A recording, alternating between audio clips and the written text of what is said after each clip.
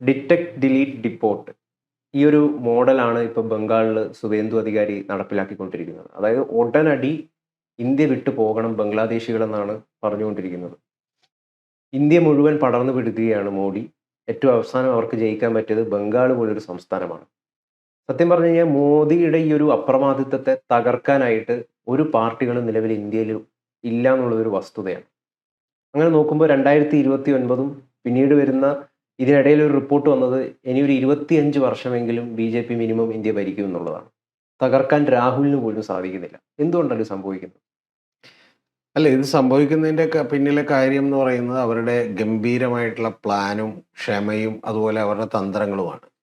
ഇപ്പൊ ഗൗതം പറഞ്ഞ ലാസ്റ്റ് നമുക്ക് പശ്ചിമ ബംഗാളിൽ നിന്ന് തുടങ്ങാം. പശ്ചിമ ബംഗാളിൽ എന്താണ് സംഭവിച്ചിരിക്കുന്നത് എന്നുള്ളത് നമ്മൾ നോക്കിയാൽ, ഇപ്പൊ ഏതാനും ചില മണ്ഡലങ്ങൾ എടുത്തു നോക്കിയാൽ പോലും നമുക്ക് കാണാവുന്ന ഒരു കാര്യം, അവിടെ 54% 53% ഒക്കെ മുസ്ലിം സമുദായങ്ങൾക്ക് മജോറിറ്റിയുള്ള മണ്ഡലങ്ങളാണ്. അവിടെ നിന്ന് 10,000 15,000 വോട്ടുകൾക്ക് പലപ്പോഴും ബി.ജെ.പിയുടെ കാൻഡിഡേറ്റുകൾ ചിലതെങ്കിലും ജയിച്ചു പോയിട്ടുണ്ട്. അപ്പോൾ ഇതെങ്ങനെയാണ് സംഭവിക്കുന്നത് എന്നുള്ളത് നോക്കുമ്പോൾ, അല്ലെങ്കിൽ മമതാ ബാനർജിയുടെ സ്ഥാനാർത്ഥി പരാജയപ്പെട്ടിട്ടുണ്ട്. ഇപ്പോൾ ഉദാഹരണത്തിന് ഹുമയൂൺ കബീർ, അദ്ദേഹം ഗൗതത്തിന് അറിയാലോ, അവിടെ ബാബറി മസ്ജിദ് പണിയാൻ വേണ്ടി പോയ ആളാണ്. അപ്പോൾ അദ്ദേഹം 2 മണ്ഡലങ്ങളിൽ മത്സരിച്ചു. ഒരെണ്ണത്തിൽ 50,000-ൽ പരം വോട്ടിനും ഒരെണ്ണത്തിൽ 15,000-ൽ പരം വോട്ടിനും ജയിക്കുകയാണ് ചെയ്തേക്കുന്നത്. അപ്പോൾ ഇത്തരത്തിൽ ജയിക്കുന്നത് എന്തുകൊണ്ടെന്ന് ചോദിച്ചിട്ടുണ്ടെങ്കിൽ വളരെ കൃത്യമായിട്ടുള്ള ഒരു തന്ത്രം, ഇലക്ഷൻ നേരിടുന്നതിനുള്ള തന്ത്രം ബി.ജെ.പിക്ക് പയറ്റാൻ അറിയാം എന്നുള്ളതാണ് ഏറ്റവും പ്രധാനപ്പെട്ട കാര്യം. ഇപ്പോൾ ഗൗതം പറഞ്ഞതുപോലെ അവിടെ നേരത്തെ ബി.ജെ.പിക്ക് കേവലം 3 സീറ്റുകൾ ഉണ്ടായിരുന്നു. 6% വോട്ടുകളാണ് നേരത്തെ ഉണ്ടായിരുന്നത്. അതിനുശേഷം 10% വോട്ടുകളായി. 10% വോട്ടുകളായപ്പോൾ അവർക്ക് 3 സീറ്റുകൾ കിട്ടിയിരുന്നു. ആ 3 സീറ്റുകളിൽ നിന്നാണ് 77 സീറ്റുകളിലേക്ക് ബി.ജെ.പി വളരുന്നത്. അതിനുശേഷമാണ് ഇപ്പോൾ 200-ലധികം സീറ്റുകളിലേക്ക് ബി.ജെ.പി വളരുന്നത്. അതിൻ്റെ പ്രധാനപ്പെട്ട കാരണം നേരത്തെ പറഞ്ഞതുപോലെ എങ്ങനെയാണ് എതിരാളികളുടെ ബലവും എതിരാളികളുടെ ശക്തിയും എന്നുള്ളത് മനസ്സിലാക്കിക്കൊണ്ടും, രണ്ടാമത്തേത് എല്ലാ സ്ഥലത്തുള്ള ഒരു കോമൺ പാറ്റേൺ കൂടിയുണ്ട്. അതെന്താണെന്ന് വെച്ചിട്ടുണ്ടെങ്കിൽ മതവും മതത്തിൻ്റെ വിശ്വാസങ്ങളും ഒക്കെ തന്നെ വലിയ രീതിയിൽ പ്രചരിപ്പിച്ചുകൊണ്ട് ഒരു സാംസ്കാരികമായിട്ടുള്ള അധിനിവേശം ഈ സംഘപരിവാറുകാർ നടത്തും. ആ സാംസ്കാരികമായിട്ടുള്ള അധിനിവേശം നടത്തുമ്പോൾ പലപ്പോഴും അതിനെ കൃത്യമായി പ്രതിരോധിക്കാനായിട്ട് ഒരു പ്രാദേശിക പാർട്ടിക്കോ കോൺഗ്രസിനെ പോലെയുള്ള പാർട്ടികൾക്കോ ഒന്നും കഴിയില്ല. അപ്പോൾ അങ്ങനെ കഴിയാത്തത് കൊണ്ട് തന്നെ പിന്നെ ഇവർ പലപ്പോഴും അവിടെയുള്ള ചെറിയ ചെറിയ കാര്യങ്ങളിലായിരിക്കും ഫോക്കസ് ചെയ്യേണ്ടാവും. ഇപ്പം തന്നെ മമതാ ബാനർജി ഏറ്റവും ഒടുവിൽ SIR-ലേക്ക് ഫോക്കസ് ചെയ്തു. പക്ഷേ SIR-ലേക്ക് ഫോക്കസ് ചെയ്യുമ്പോഴും ഇതുപോലെ മുസ്ലിം വോട്ട് ബാങ്കുകളെ ഭിന്നിപ്പിക്കാനുള്ള ശ്രമം അവർ കണ്ടില്ല. അപ്പോൾ അതുകൊണ്ട് തന്നെ സ്വാഭാവികമായിട്ടും അങ്ങനെ വോട്ട് ബാങ്കുകൾ ഭിന്നിച്ചു പോവുകയും കഴിഞ്ഞ തവണ 1,20,000 വോട്ടുകൾ നേടിയ സ്ഥാനത്ത് ഇപ്പോൾ മമതാ ബാനർജിയുടെ വോട്ടുകൾ 56,000-ഓ 57,000-ഓ ആയിട്ട് മാറുകയൊക്കെ ചെയ്തു. അപ്പോൾ വലിയ ഭൂരിപക്ഷത്തിൽ അങ്ങനെയാണ് ഹുമയൂൺ കബീറൊക്കെ ജയിക്കുന്നത്. കാരണം വെച്ചാൽ ഒരു ബി.ജെ.പിയുടെ സ്ഥാനാർത്ഥി മാത്രം ഹിന്ദു കാൻഡിഡേറ്റും ബാക്കി എല്ലാ സ്ഥാനാർത്ഥികളും മുസ്ലിം കാൻഡിഡേറ്റ് നിന്നുകൊണ്ട് അസദുദ്ദീൻ ഒവൈസി അടക്കമുള്ള ആളുകളെ ഭിന്നിപ്പിക്കലാണ്. അപ്പോൾ ഇത് ഞാൻ പറഞ്ഞത് ഒരു തന്ത്രം മാത്രമാണ്. ഇത്തരത്തിൽ നിരവധി ഓരോ സ്ഥലത്തും എടുക്കേണ്ട നിരവധി തന്ത്രങ്ങളിലൂടെയാണ് ബി.ജെ.പി ഇന്ത്യ മുഴുവൻ പടർന്നു കയറിയിട്ടുള്ളത്. ഇപ്പോൾ ഗൗതം പറയേണ്ടത് ബീഹാറിൽ ഇപ്പോൾ മാൽഡ, മുർഷിദാബാദ് അതുപോലെയുള്ള സ്ഥലങ്ങളിലൊക്കെ തന്നെ ഇതുപോലെ തന്നെ വലിയ മുസ്ലിം പോപ്പുലേഷൻ ഉള്ള സ്ഥലങ്ങളിൽ ഈ കൃത്യമായിട്ട് ഈ തന്ത്രം ഉപയോഗിച്ചു, ഭിന്നിപ്പിക്കലുള്ള തന്ത്രം. അതേപോലെ തന്നെ ബീഹാറിൽ ഇത് അസദുദ്ദീൻ ഒവൈസിനെ കൊണ്ട് വളരെ ഫലപ്രദമായി നടപ്പിലാക്കി. ആ നടപ്പിലാക്കിയത് കൊണ്ടാണ് 5 സീറ്റുകൾ ബീഹാറിൽ കിട്ടിയിട്ടുള്ളത്. അപ്പോൾ ഇതേപോലെ ഓരോ സ്ഥലങ്ങളിലും എങ്ങനെയാണ്, എന്താണ് പദ്ധതി എന്നുള്ളത് കൃത്യമായി നടപ്പിലാക്കാൻ വേണ്ടി അവർ എന്ത് ചെയ്തു ശ്രമിക്കുന്നുണ്ട്. ഇപ്പൊ ചില സ്ഥലങ്ങളിൽ ഇപ്പൊ നമുക്കറിയാം, ഈ ഭിന്നിപ്പിക്കലിന്റെ തന്ത്രങ്ങളാണെങ്കിൽ എങ്ങനെയാണ് ബി.ജെ.പിക്ക് മുസ്ലിങ്ങൾ വോട്ട് ചെയ്യുന്നത്? അല്ല, ബി.ജെ.പിക്ക് മുസ്ലിംസ് വോട്ട് ചെയ്തു എന്ന് പറഞ്ഞിട്ടുണ്ടെങ്കിൽ അത് ഇനി അടുത്ത കാര്യമാണ്. കാരണം എന്ന് വെച്ചാൽ ഒന്ന്, മുസ്ലിംസ് ബി.ജെ.പിക്ക് എവിടെയാണ് വോട്ട് ചെയ്തതെന്ന് പറയാവുന്നത്. കാര്യമായ വോട്ടുകൾ മുസ്ലിം പക്ഷത്തു നിന്ന് ബി.ജെ.പിക്ക് കിട്ടിയിട്ടില്ല. പക്ഷേ എതിര് നിൽക്കുന്ന വോട്ടുകളെ ഭിന്നിപ്പിക്കുകയാണ് ബി.ജെ.പി ചെയ്തിട്ടുള്ളത്. ഗൗതം പറഞ്ഞ പോലെ ഉത്തർപ്രദേശ് അടക്കം ചില സ്ഥലങ്ങളിൽ എന്ത് ചെയ്തിട്ടുണ്ട്, മുസ്ലിം വോട്ടുകൾ കൂടി ബി.ജെ.പി കിട്ടിയിട്ടുണ്ട്. ആ മുസ്ലിം വോട്ടുകൾ കിട്ടിയിട്ടുള്ളത് അവിടുത്തെ പ്രാദേശികമായ ഇഷ്യൂകളും പ്രശ്നങ്ങളും ഏറ്റെടുക്കുകയും അവിടെ കൃത്യമായിട്ട് ഒരു നരേഷൻ ബിൽഡ് ചെയ്യാനും ഒക്കെ ബി.ജെ.പി കഴിഞ്ഞിട്ടുണ്ട്. ബി.ജെ.പിയുടെ പുറത്തു വരുന്ന റിപ്പോർട്ട് പ്രകാരം മുസ്ലിം ഭൂരിപക്ഷ പ്രദേശങ്ങളിൽ പോലും ബി.ജെ.പി ജയിച്ചിരിക്കുകയാണ് ബംഗാളിൽ. അതാണ് സുഹൃത്തെ പറഞ്ഞത്, ഇത് മുസ്ലിം വോട്ട് കിട്ടിയത് കൊണ്ടല്ല മഹാഭൂരിപക്ഷ സ്ഥലങ്ങളിൽ ജയിക്കുന്നത് എങ്ങനെയാന്ന് വെച്ചാൽ, ഇപ്പോൾ ആകെ 3 ലക്ഷം വോട്ടുണ്ടെങ്കിൽ ആ 3 ലക്ഷം വോട്ടിൽ ബി.ജെ.പി എന്ത് ചെയ്യുന്നു, ഹിന്ദുക്കളായിട്ടുള്ള ആളുകളുടെ 60,000-70,000 വോട്ടുകൾ പിടിക്കുന്നു. ബാക്കിയുള്ള വോട്ടുകൾ, അതായത് 2 ലക്ഷത്തോളം വരുന്ന പോൾ ചെയ്യപ്പെട്ടിട്ടുള്ള 1.5 ലക്ഷത്തോളം വരുന്ന വോട്ടുകൾ എന്ത് ചെയ്യുന്നു, ഭിന്നിച്ചു പോകുന്നു എന്ന് പറഞ്ഞിട്ടുണ്ടെങ്കിൽ ഉറപ്പായിട്ടും ബി ജെ പി ജയിക്കും. അങ്ങനെയാണ് ബി ജെ പി ജയിച്ചിട്ടുള്ളത്. അതിപ്പോൾ ഡൽഹിയിൽ മുസ്ലിം സമുദായത്തിന് വലിയ ഭൂരിപക്ഷമുള്ള സ്ഥലങ്ങളിൽ കൃത്യമായിട്ട് ഈ വോട്ട് ഭിന്നിച്ചു പോയതുകൊണ്ട് കൃത്യമായിട്ട് അവിടെ ബി ജെ പി ജയിച്ചിട്ടുണ്ട്. അപ്പം ബി ജെ പി ജയിക്കുന്നതുകൊണ്ട് അത് മുസ്ലിം സമുദായത്തിലെ മഹാഭൂരിപക്ഷം പേര് വോട്ട് ചെയ്തിട്ടൊന്നുമല്ല. കുറച്ച് പേര് ഉത്തർപ്രദേശിലൊക്കെ ഇപ്പോൾ വോട്ട് ചെയ്തിട്ടുണ്ട്, ഇല്ലെന്നൊന്നും പറയുന്നില്ല. പക്ഷെ അത് വളരെ ന്യൂനപക്ഷമാണ്.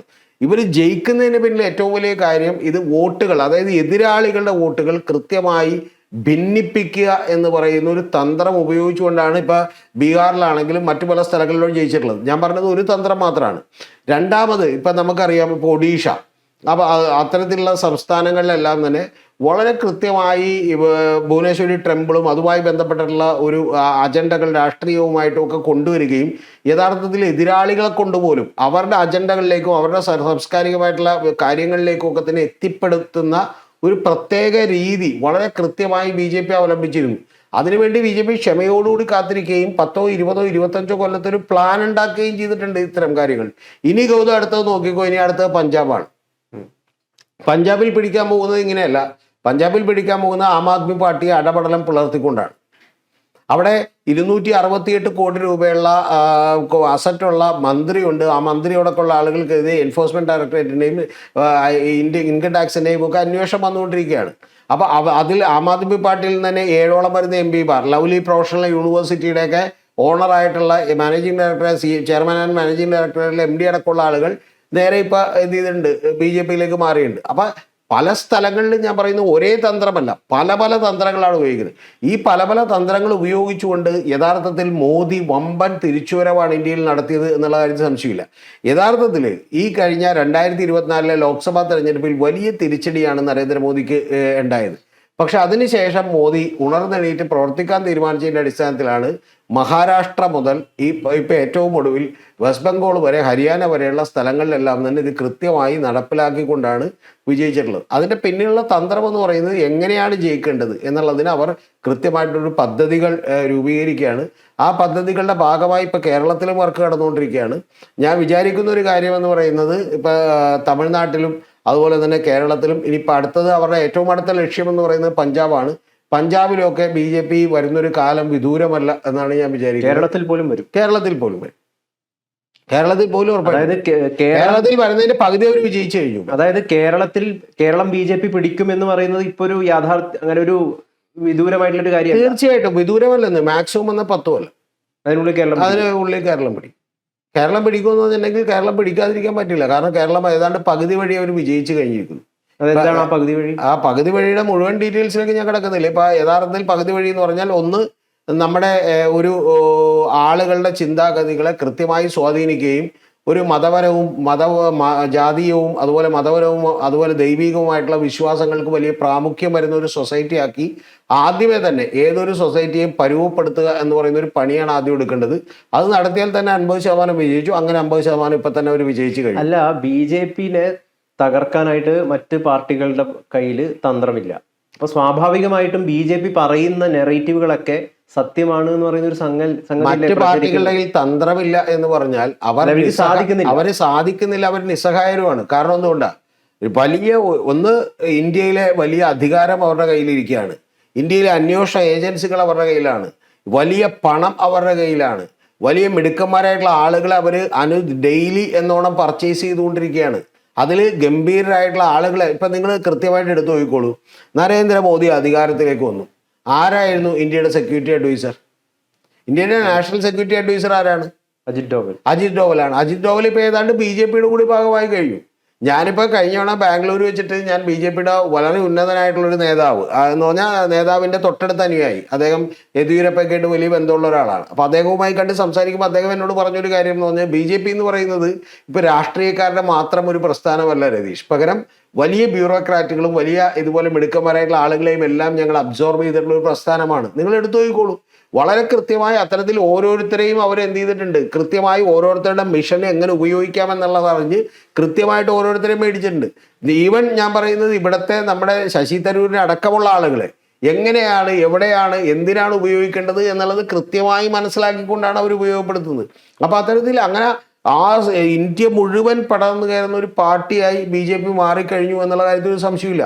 അത് ഇപ്പൊ ഇത് രാഹുൽ ഗാന്ധിയുടെ ഒരു കഴിവുകേട് കൂടിയല്ലേ ചൂണ്ടിക്കാണിക്കുന്നത്? അല്ല, രാഹുൽ ഗാന്ധിയെ സംബന്ധിച്ചിടത്തോളം രാഹുൽ ഗാന്ധി തീർച്ചയായിട്ടും കോൺഗ്രസിന്റെ വലിയ കഴിവുകേടുണ്ട്. നമ്മളിപ്പോൾ ഒരു വ്യക്തിയുടെ കഴിവുകേട് ഉണ്ട് എന്നൊക്കെ വേണമെങ്കിൽ പറയാം. പക്ഷെ ഞാൻ പറയുന്നത് ഒരു തീർച്ചയായിട്ടും വലിയ കഴിവുകേടുണ്ട് ഒന്ന്. രണ്ടാമത്തത് ഇപ്പൊ അവരുടെ ഉന്നമെന്ന് പറയുന്നത് നിങ്ങൾ വളരെ സൂക്ഷ്മമായിട്ട് കൃത്യമായിട്ട് എടുത്തു നോക്കിക്കോ. ഈ കോൺഗ്രസിന് ഇവരെ ഒരു കാലത്തും പലപ്പോഴും പരാജയപ്പെടുത്താൻ പറ്റിയിട്ടില്ല. ഏതെങ്കിലും സ്റ്റേറ്റിൽ കോൺഗ്രസ് ഇവരെ പരാജയപ്പെടുത്തിയിട്ടുണ്ടോ? ഇപ്പൊ ഹിമാചൽ പ്രദേശ് ഒഴിച്ചു വെച്ചാൽ വേറെ ഏതെങ്കിലും സ്ഥലത്ത് ഇവരെ പരാജയപ്പെടുത്തിയിട്ടുണ്ടോ? ഇല്ല. മേജറായിട്ടുള്ള സ്റ്റേറ്റുകളിലെല്ലാം ഇവർ ഏറ്റവും വലിയ ഭീഷണി നേരിടുന്നത് പ്രാദേശിക പാർട്ടികളിൽ നിന്നാണ്. അത് DMK ആണെങ്കിലും, അതിപ്പോൾ മമതാ ബാനർജി ആണെങ്കിലും, അതിപ്പോൾ നവീൻ പട്നായിക് ആണെങ്കിലും ഒക്കെ തന്നെ, ഒഡീഷയിൽ നവീൻ പട്നായിക് ആണെങ്കിലും ഒക്കെ തന്നെ ഇത്തരത്തിലുള്ള വലിയ ഭീഷണികൾ നേരിട്ട് അവിടെ നിന്നാണ്. ആ ഭീഷണികളെ അവർ ഒന്നൊന്നായി പതുക്കെ പതുക്കെ ഇല്ലാതാക്കുകയാണ് ചെയ്യുന്നത്. ഇനി BJPയുടെ അടുത്ത ഏറ്റവും വലിയ തന്ത്രം എന്ന് വെച്ചാൽ BJPക്ക് നേരിട്ട് നിങ്ങളെ തോൽപ്പിക്കാൻ പറ്റിയില്ലെങ്കിൽ BJP പലപ്പോഴും ചെയ്യുന്ന ഒരു സ്ട്രാറ്റജിക് വോട്ടിങ്ങിലൂടെ തന്ത്രപരമായിട്ട് മറ്റൊരാൾ അധികാരം പിടിച്ചോട്ടെ എന്ന് വിചാരിക്കലാണ്. എന്ന് പറഞ്ഞാൽ വേറൊരാൾ അധികാരം പിടിച്ചോട്ടെ, അവരെ നിങ്ങൾക്ക് പിന്നെ അടുത്ത ഒരു 5 കൊല്ലത്തിനകം നിങ്ങൾക്ക് തോൽപ്പിക്കാൻ പറ്റും എന്ന് ഉറപ്പുണ്ടെങ്കിൽ അത് ചെയ്യട്ടെ എന്നാണ്. ഉദാഹരണത്തിന് വെസ്റ്റ് ബംഗാളിൽ തന്നെ ഇതിന് ഒരുപാട് ടൈം എടുക്കുമെന്ന് മനസ്സിലാക്കിക്കൊണ്ട് CPM പോകണമെങ്കിൽ പോകട്ടെ എന്ന് CPM വിചാരിച്ചു. കാരണം CPMനെ എതിർക്കുന്നതിന് ഒരു പരിധിയുണ്ട്. കാരണം എന്താ, ഇപ്പൊ ബുദ്ധദേവ് ഭട്ടാചാര്യ ആണെങ്കിലും ജ്യോതി ബസു ഒക്കെ ആണെങ്കിലും എതിർക്കാൻ കുറച്ച് പരിമിതിയുണ്ട്. കാരണം എന്താ, അവർക്കൊരു വലിയ അഴിമതി ഉണ്ടെന്നോ അവർ വലിയ മോശക്കാരായിട്ടുള്ള ആളുകളാണെന്നോ ഒന്നും പറയാൻ എളുപ്പമുള്ള കാര്യമല്ല. അതേസമയം മമതാ ബാനർജിയുടെ കേസിൽ അത് എളുപ്പമുള്ള കാര്യമാണ്. മനസ്സിലായി? സുവേന്ദു അധികാരി അവിടെ നിന്ന് പിടിക്കൽ എളുപ്പമുള്ള കാര്യമാണ്. അതുപോലെ മറ്റൊരു കാര്യമാണ് അവർ ചെയ്തുകൊണ്ടിരിക്കുന്നത്. അവർക്ക് അവിടെ നിന്നൊരു നേതാവിനെ ക്രിയേറ്റ് ചെയ്യാൻ പറ്റിയില്ല, കരിസ്മയുള്ള ഒരു നേതാവിനെ കിട്ടിയില്ല എന്ന് കൃത്യമായി മനസ്സിലാക്കി കഴിഞ്ഞാൽ, ഇപ്പോൾ BJPക്ക് വെസ്റ്റ് ബംഗാളിൽ നിരവധി നേതാക്കന്മാരുണ്ട്. പക്ഷെ അവരാരും തന്നെ പോപ്പുലർ അല്ല. ആ പോപ്പുലാരിറ്റിയുടെ ലെവലിലേക്ക് മാറാൻ അവർക്ക് കഴിഞ്ഞിട്ടില്ല. അവരെന്ത് ചെയ്തു എന്ന് വെച്ചിട്ടുണ്ടെങ്കിൽ കൃത്യമായിട്ട് സുവേന്ദു അധികാരിനെയും കൂടെ മേടിച്ചു. അപ്പൊ അത്തരത്തിൽ ഓരോ സ്ഥലങ്ങളിലും ഏതാണ് അപ്ലൈ ചെയ്യാൻ പറ്റുന്ന പദ്ധതി എന്ന് മനസ്സിലാക്കുകയും വിജയമല്ലാതെ മറ്റൊരു ഈ പറയുന്ന പോലെ എത്തിക്കലായിട്ടുള്ള കാര്യമോ അല്ലെങ്കിൽ പൊളിറ്റിക്കലായി ഇതുവരെ നടന്നിട്ടില്ലാത്ത കാര്യമോ അതുകൊണ്ടുണ്ടാകുന്ന പ്രശ്നങ്ങളോ ഒന്നും അവരെ ബാധിക്കാറില്ല. അവരെ ബാധിക്കുന്ന ഒരൊറ്റ കാര്യം മാത്രമാണ് സക്സസ് എന്ന് പറയുന്ന ഒരു കട്ട് ത്രോട്ട് കോമ്പറ്റീഷനിൽ വിജയം എന്നുള്ളതല്ലാതെ മറ്റൊന്നും അടിസ്ഥാനമാക്കിയിട്ടില്ല. ഇപ്പൊ തന്നെ അവരുടെ പദ്ധതി വിജയിച്ചു കഴിഞ്ഞു. എന്ന് പറഞ്ഞാൽ ഒഡീഷ പിടിക്കണമെന്ന്, അതുപോലെ തന്നെ ബീഹാർ പിടിക്കണമെന്ന്, അതുപോലെ ബംഗാൾ പിടിക്കണമെന്ന് വിചാരിച്ചു. അതെല്ലാം പിടിച്ചു കഴിഞ്ഞു. ഇനി അടുത്തത് പഞ്ചാബിലാണ്. ഞാൻ വിചാരിക്കുന്നത് ഒരു 40-50 MLA-മാർ ഉടനെ തന്നെ അവിടെ നിന്ന് BJPയിലേക്ക് ചേരുന്ന സമയം വിദൂരമല്ല എന്നുള്ളതാണ്. അതുകൊണ്ട് BJP ഭരിക്കും എന്നുള്ള കാര്യത്തിൽ സംശയമില്ല. കേരളത്തിൽ അവരേതാണ്ട് 50 അല്ല, ഞാൻ പറഞ്ഞു, ഒരു 60-70% വിജയിച്ചു കഴിഞ്ഞിരിക്കുന്നു. കാരണം ഇനി ഈ സർക്കാരിനെതിരെ ഫൈറ്റ് ചെയ്യാൻ BJPക്ക് കുറച്ചുകൂടി എളുപ്പമാണ്. കാരണം എന്താണെന്ന് വെച്ചിട്ടുണ്ടെങ്കിൽ വി ഡി സതീശൻ നോമിനേറ്റ് ചെയ്യപ്പെട്ടപ്പോൾ തന്നെ അത് ജമാഅത്തെ ഇസ്ലാമിയുടെ ആണ്, അല്ലെങ്കിൽ മുസ്ലിം ലീഗിന്റെ പിന്തുണയുള്ള ഒരു നേതാവാണ്, മുഖ്യമന്ത്രിയാണ് വരുന്നത് എന്ന് പറയുന്ന ഒരു ഇമേജ് അവിടെ ഉണ്ടാക്കി വെച്ചിട്ടുണ്ട്. ഇനി എന്താണെന്ന് വെച്ചിട്ടുണ്ടെങ്കിൽ ഏത് തീരുമാനത്തിൽ മുസ്ലിം ലീഗിനോ അല്ലെങ്കിൽ അതുപോലെയുള്ള മുസ്ലിം സമുദായത്തിനോ ഒക്കെ ഏതെങ്കിലും കാര്യങ്ങളിൽ ഒരു പ്രപ്പോർഷനിൽ എന്തെങ്കിലും കൂടി പോകുന്നുണ്ടോ ഇല്ലയോ എന്ന് പറഞ്ഞ് കണ്ണിൽ എണ്ണ കാത്തിരുന്നാൽ മതി. ഇനി കാത്തിരുന്നില്ലെങ്കിലും അത് യഥാർത്ഥത്തിൽ സംഭവിച്ചില്ലെങ്കിലും അങ്ങനെ ഒരു നരേറ്റീവ് ബിൽഡ് ചെയ്യാനായിട്ട് വലിയ ബുദ്ധിമുട്ടൊന്നും ഇല്ല. അതായത് 3-ൽ നിന്ന് ആ 3ഉം പൂട്ടുകയല്ല ചെയ്യുക, 3ഉം വളരെ ചെയ്യുക. 3-ൽ നിന്ന് മറ്റേ ഏറ്റവും കുറഞ്ഞത് ഒരു 15 45 30 ഒക്കെ വർദ്ധിച്ചാൽ പോലും നമ്മൾ അത്ഭുതപ്പെടും. അടുത്ത 5 കൊല്ലത്തെ ആശ്രയിച്ചിരിക്കും. അതുകൊണ്ട് ലോങ് ആയിട്ട് ഞാൻ പ്രെഡിക്റ്റ് ചെയ്യുകയല്ല. പക്ഷെ ഒരു 10-13 എന്തായാലും ആകും എന്നുള്ള കാര്യത്തിൽ ഒരു സംശയമില്ല.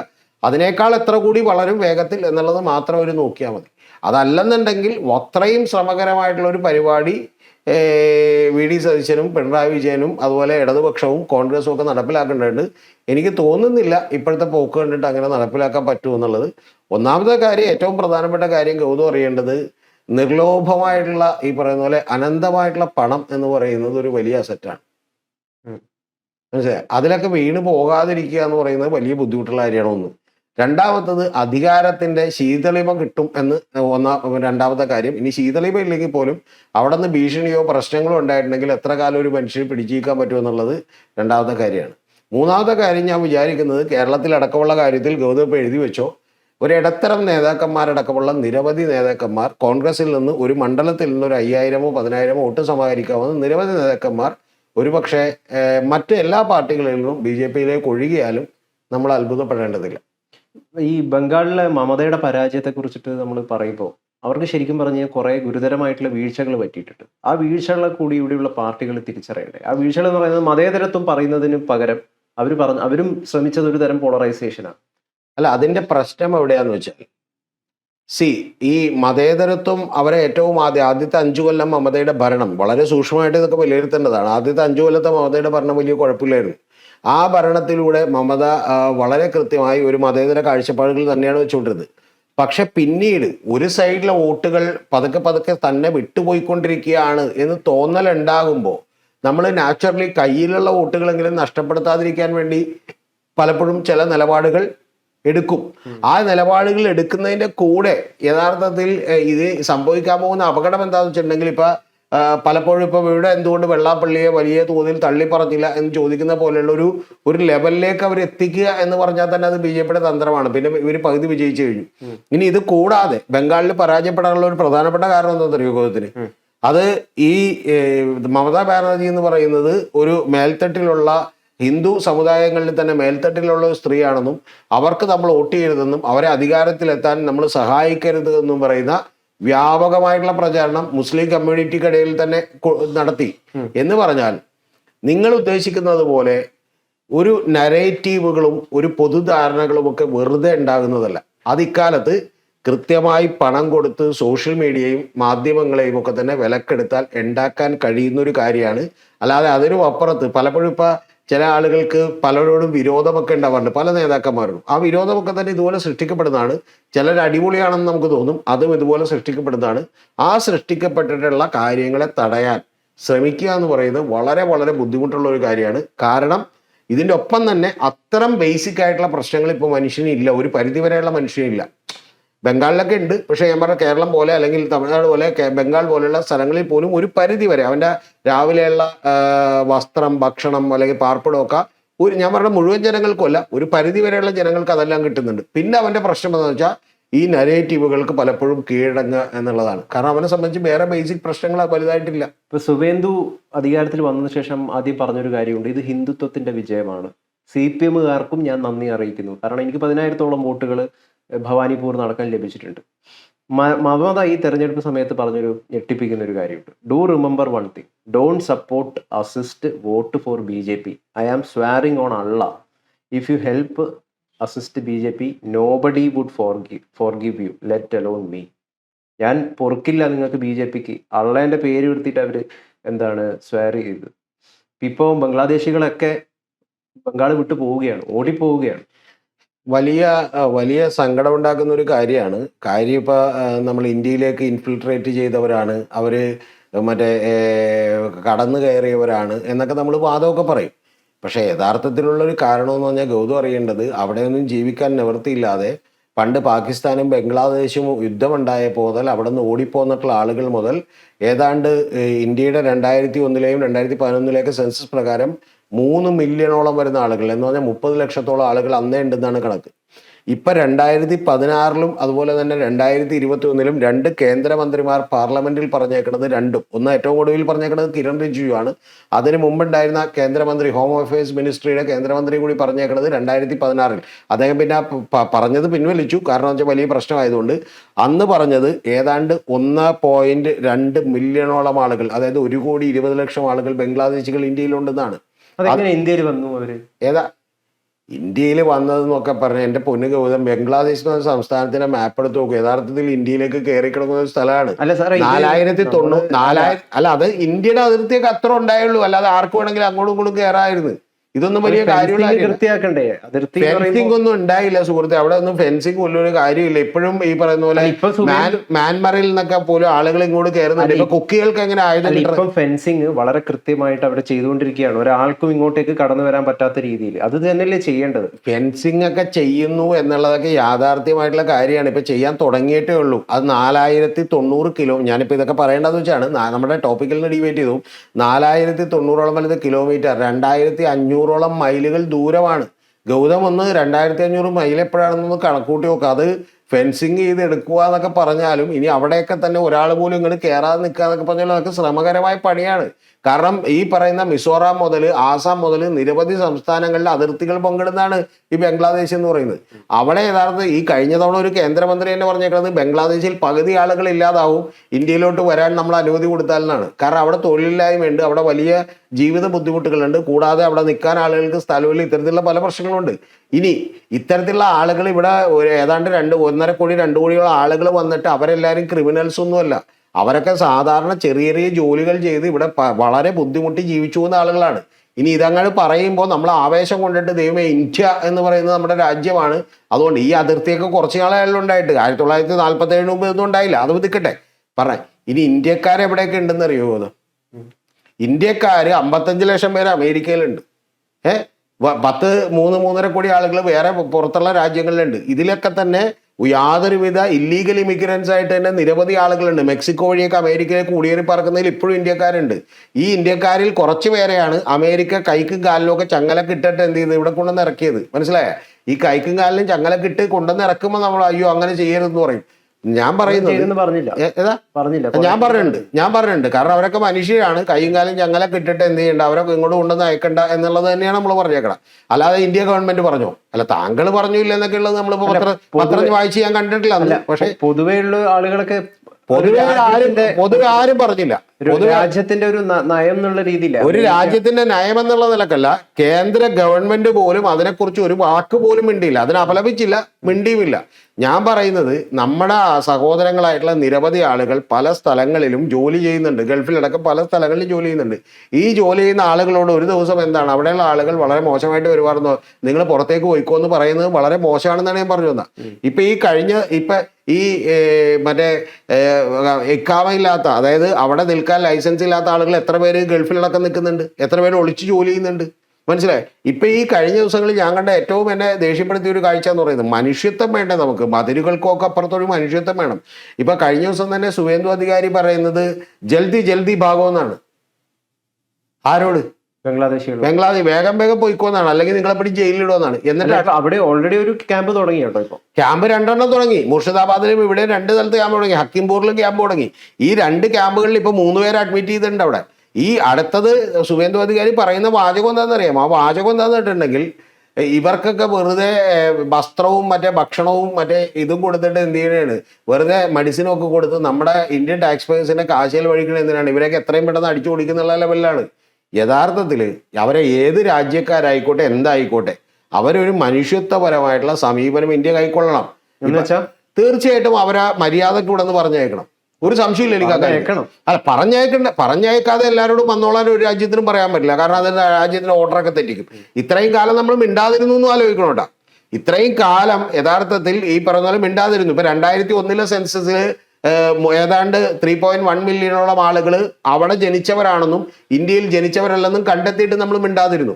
അവൻ 20 കൊല്ലം ഇവിടെ പണിയെടുത്ത് നമ്മുടെയൊക്കെ ആവശ്യങ്ങളും പലതും കഴിഞ്ഞതിന് ശേഷം ഒരു സുപ്രഭാതത്തിൽ ഈ വെറുപ്പിന്റെ രാഷ്ട്രീയം അങ്ങോട്ട് ഉത്പാദിപ്പിക്കുന്നതുകൊണ്ടാണ്, എല്ലാവർക്കും തീവ്ര ദേശീയതയും കൂടി ഉത്പാദിപ്പിക്കുന്നതുകൊണ്ട് നമുക്ക് പിന്നെ കണ്ണ് കാണൂല. നമ്മൾ ഉടനെ തന്നെ വിചാരിക്കും ഇവനെയൊക്കെ അടിച്ചു ഓടിക്കണം, നമ്മൾ ശരിയാവില്ലെന്നായിരിക്കും.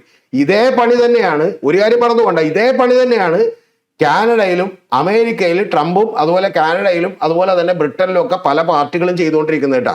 എന്ന് പറഞ്ഞാൽ ഈ ഇന്ത്യക്കാരുണ്ടല്ലോ അവരെ അടിച്ചു ഓടിക്കണമെന്ന് പറയണം ഇവിടെ നിന്ന്. എന്ന് പറഞ്ഞാൽ അവര് വെള്ളതുകൊണ്ടാണ് നമ്മുടെ ജോലി ഇല്ലാത്തതെന്ന് പറയണം. അപ്പൊ അതുകൊണ്ട് ഈ പറയുന്ന ആളുകളൊക്കെ നമ്മുടെ പല ബന്ധുക്കളും സുഹൃത്തുക്കളും ഇത് കേൾക്കുന്ന ആളുകളൊക്കെ അവിടെ ഉണ്ട്. ഒരു സുപ്രഭാതത്തിൽ ജൽദി ഭാഗോ അല്ലെങ്കിൽ രാഷ്ട്രമാണ് സാറേ എന്താണ് ഈ ഇല്ലീഗൽ ഇമിഗ്രൻസിനോട് വളരെ സ്നേഹപൂർവ്വമായിട്ടുള്ള നിലപാടെടുക്കുന്നത്? പറയാം, ഇതൊന്നും അറിയാഞ്ഞിട്ടാണ്, ഇതൊന്നും ആരും പറഞ്ഞു തരില്ല. അതല്ല, താങ്കളൊന്നും ഇത് അറിയാൻ ഒരു വഴിയില്ല. എന്താണെന്നറിയാമോ? ഭക്ഷിക്കുന്നത് നമ്മൾ എന്താണെന്ന് സെലക്ട് ചെയ്യുന്നതാണല്ലോ, അല്ലാതെ നമ്മൾ ബുഫേ കൗണ്ടറിലല്ലല്ലോ ഭക്ഷിക്കുന്നത്. അതിന്റെ പ്രശ്നമുണ്ട്. ബ്രിട്ടൻ, UK എന്താണ് ചെയ്തുകൊണ്ടിരുന്നത് താങ്കൾക്കറിയോ? ഇല്ലീഗൽ ഇമിഗ്രൻസിനെ പിടിക്കുകയും അവിടുത്തെ ഹോട്ടലുകളിൽ താമസിപ്പിക്കുകയും എന്നിട്ട് അവരെ ഡീപ്പോർട്ട് ചെയ്യുകയാണ് ചെയ്ത് വെച്ച്. അന്വേഷിക്ക്. അതിനെതിരെ ഇപ്പോൾ അവിടെ പ്രക്ഷോഭം നടക്കുക. എന്താ കാര്യം എന്നറിയോ? ബാക്കി ഒരു രാജ്യം, എന്നിട്ട് എല്ലാവരും പറയുന്നത് ഇതേ ന്യായമാണ്. ബാക്കി ഒരു രാജ്യവും ഇല്ലീഗൽ മൈഗ്രൻസിനോട് ഇത് കാണിക്കുന്നില്ലല്ലോ, നമ്മുടെ കയ്യിൽ കാശിന്റെ ആളാണെന്ന് ചോദിക്കണം. അപ്പൊ ഇതൊക്കെ ഈ പറയുന്ന UK പോലെയുള്ള, ഫ്രാൻസ് പോലെയുള്ള, ഈ പറയുന്ന യൂറോപ്യൻ കൺട്രീസ് പോലെയുള്ള നിരവധി കൺട്രികളിൽ അവർ വലിയ വെൽക്കം കൊടുത്തിരുന്നു.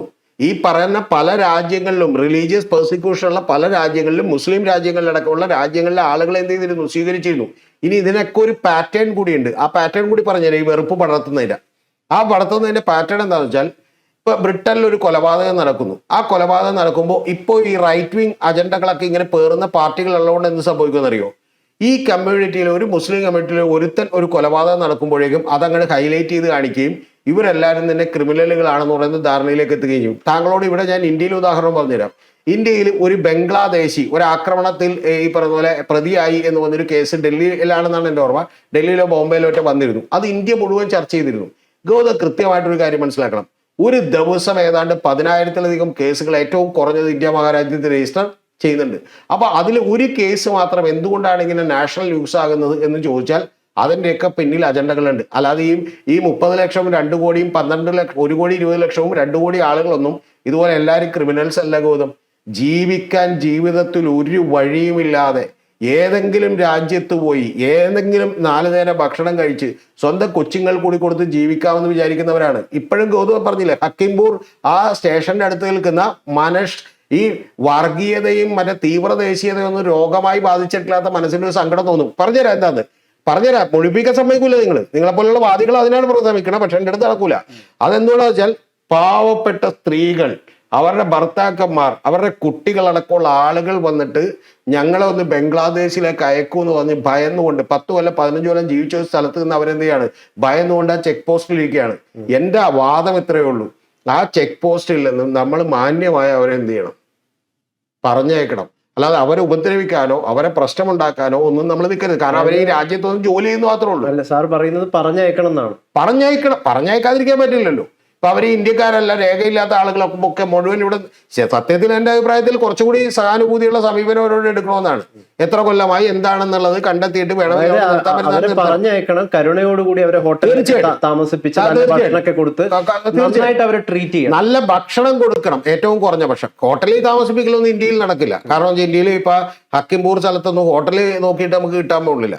ഞാൻ പറയുന്നത് അവരെ മര്യാദക്ക് ഏറ്റവും കുറഞ്ഞ പക്ഷം ഈ ഭയന്ന് ഓടിക്കേണ്ട ഒരു അവസ്ഥയിലേക്കും ജൽദി പെട്ടെന്ന് ഓടിക്കോടാ എന്നൊക്കെ പറയുന്ന ഒരു ലെവലിലേക്കൊന്നും ഒരു രാഷ്ട്രീയ നേതാവും ഈ ഇന്ത്യയിൽ പറയരുത്.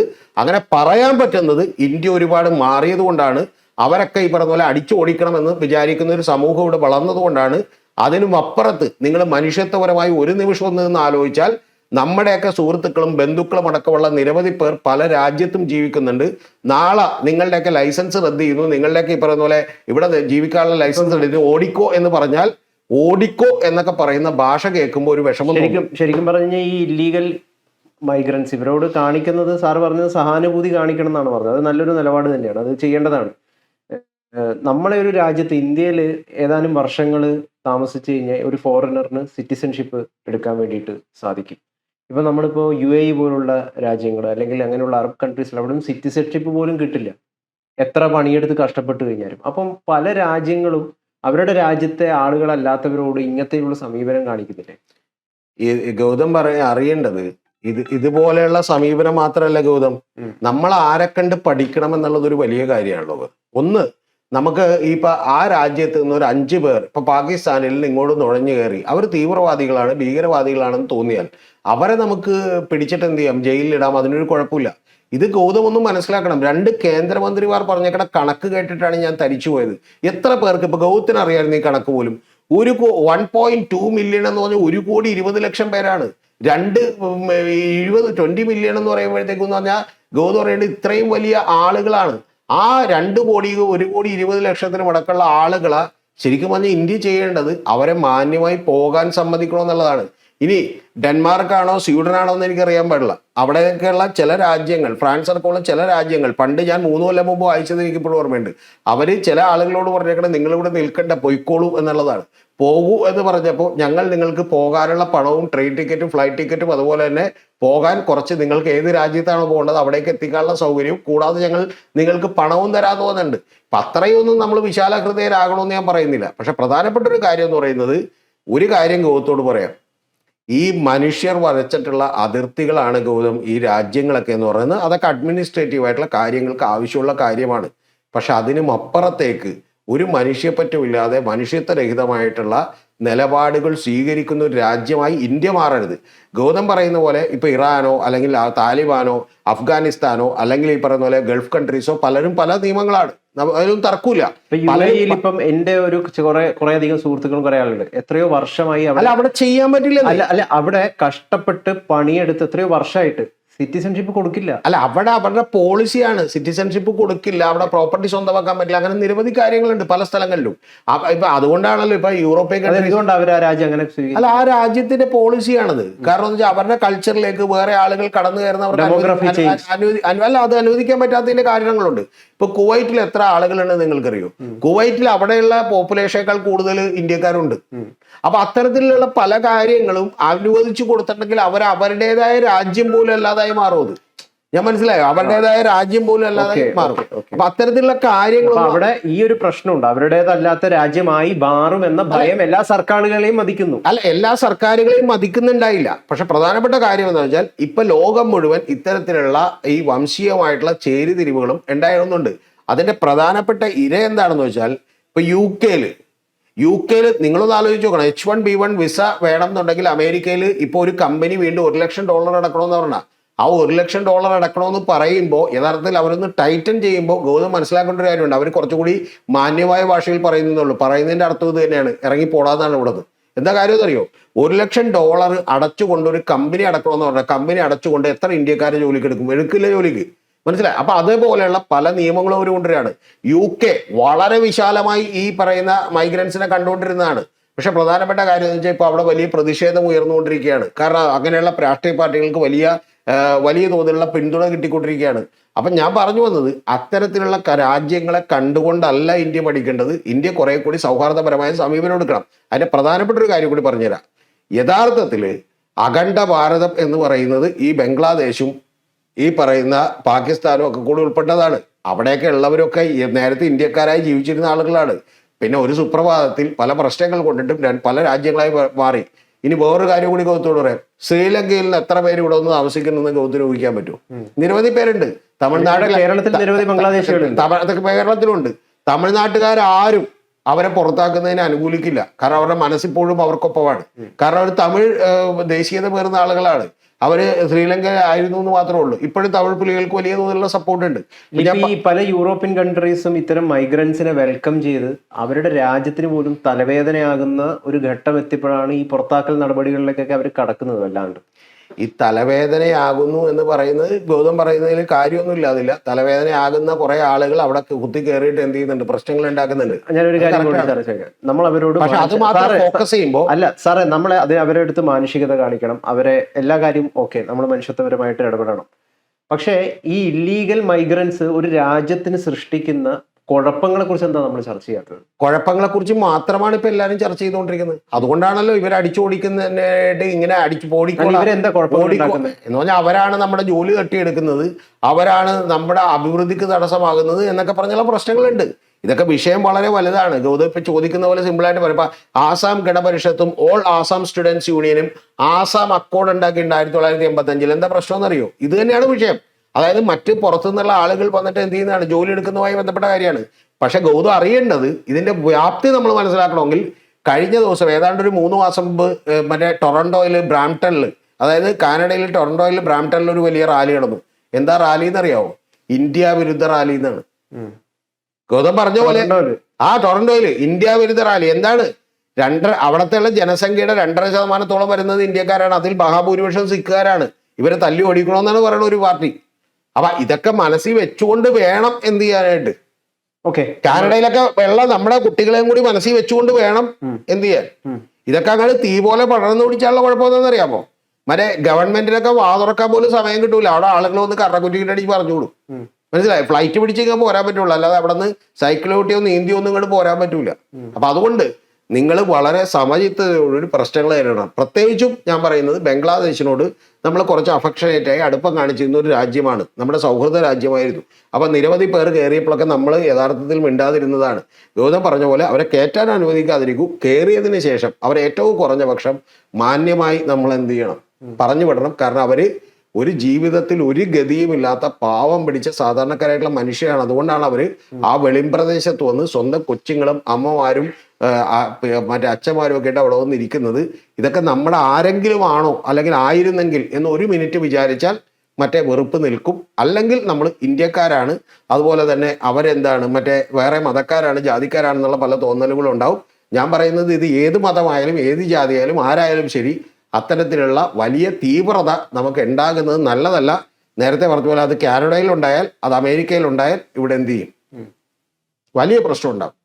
നമ്മൾ തിരിച്ച് സുവേന്ദുവിലേക്ക് വരികയാണെങ്കിൽ, ഇപ്പം ഡിപ്പോർട്ട് ഡിലീറ്റ് എന്ന് പറയുന്നൊരു മോഡൽ അവിടെ ഭയങ്കരമായിട്ട് ആസൂത്രണം ചെയ്തുകൊണ്ടിരിക്കുകയാണ്. അതിൻ്റെ ഭാഗമായിട്ട് ബംഗ്ലാദേശികളെല്ലാം പോവുകയാണ്.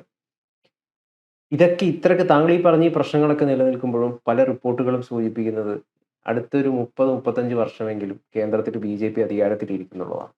അല്ല, നമ്മൾ ആദ്യമേ തന്നെ പറഞ്ഞല്ലോ, ഇന്ത്യ മുഴുവൻ ഏതാണ്ട് നരേന്ദ്രമോദി പടർന്നു കയറിയിരിക്കുന്നു, BJPയും പടർന്നു കയറിയിരിക്കുന്നു. ആ കാര്യത്തിലൊരു സംശയമില്ല. 30 കൊല്ലത്തേക്കൊക്കെ നമ്മൾ പ്രെഡിക്റ്റ് ചെയ്യുന്നതൊക്കെ ഭയങ്കരമായി നമ്മൾ ഈ പറയുന്ന പോലെ ശ്രദ്ധിച്ചു വേണം. കാരണം രാഷ്ട്രീയം എന്ന് പറയുന്നത് ഏത് സമയത്തും മാറാം, എന്ത് പ്രശ്നങ്ങളുടെ പേരിലും മാറാം എന്നുള്ളത് ഒരു യാഥാർത്ഥ്യമായിട്ടുള്ളൊരു കാര്യമാണ്. അതുകൊണ്ട് അതൊക്കെ നമ്മൾ ഓവർ പ്രഡിക്ഷൻസാണ്. പക്ഷെ നിലനിൽക്കുന്ന സംഭവ വിധാനങ്ങളിൽ ഒരു കാര്യം ഉറപ്പാണ്, മറ്റു ചെറിയ ചെറിയ പ്രാദേശിക പാർട്ടികളെ പോലും തകർത്തുകൊണ്ട് BJP മുന്നേറുകയാണ്. ആ മുന്നേറ്റം എന്താണെങ്കിലും പെട്ടെന്നുള്ള വർഷങ്ങളിലൊന്നും അവസാനിക്കാൻ സാധ്യതയില്ല. തമിഴ്നാട്ടിലേക്കും അതുപോലെ തന്നെ കേരളത്തിലേക്കും ഒക്കെ വരാനും അധിക നാളുകളില്ല എന്നുള്ളത് തന്നെയാണ് ഞാൻ വിചാരിക്കുന്നത്. അതിനെ തടഞ്ഞു നിർത്തുക അത്യന്തം ശ്രമകരമായിട്ടുള്ളൊരു കാര്യമാണ്.